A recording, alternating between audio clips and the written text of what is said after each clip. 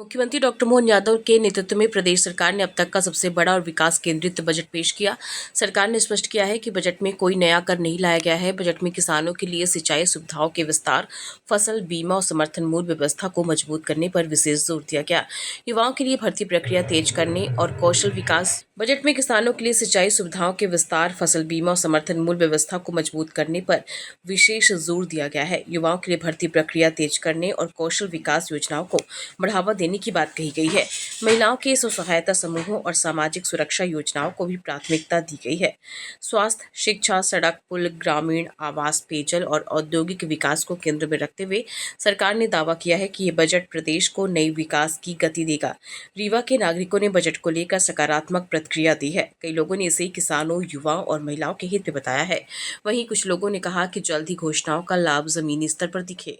मध्य प्रदेश के इतिहास में आज तक का सबसे बड़ा बजट है और डबल इंजन की सरकार मध्य प्रदेश में मुख्यमंत्री माननीय मोहन यादव जी और केंद्र में माननीय नरेंद्र मोदी जी जिस तरह से आज का ये बजट है, इससे लग रहा है कि आने वाले समय में पूरे देश में सबसे अग्रणी राज्यों में मध्य प्रदेश सबसे ऊपर होगा।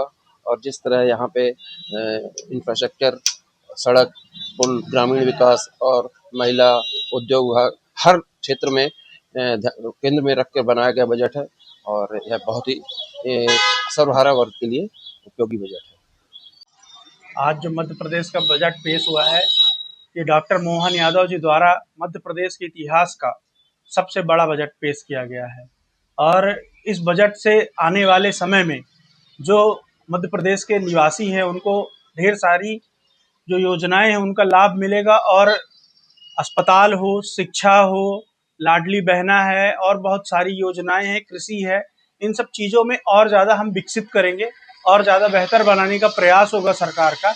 वन्य जीवों के लिए भी हमारे यहाँ वन्य संपदा पर्याप्त रूप से है। मुझे आज की आपको जानकारी देते हुए आनंद है, हमारा चीता परिवार और बढ़ रहा है।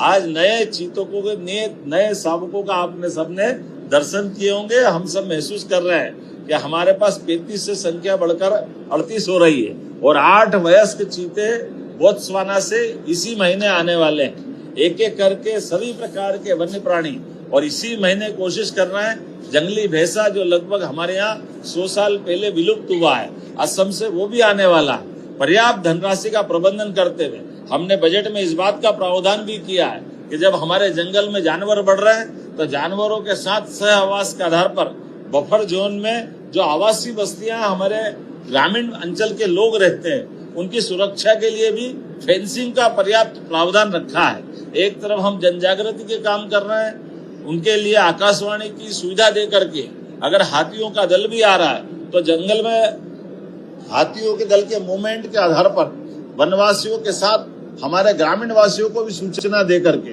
जंगल के जानवर भी सुरक्षित रहे और मानव भी सुरक्षित रहे। ऐसे कई प्रकार के हम काम कर रहे हैं। उम्मीद कर रहे हैं कि विकास के इस क्रम में लगातार हम आप सब मिल करके यशस्वी प्रधानमंत्री के नेतृत्व में आगे बढ़ते रहेंगे।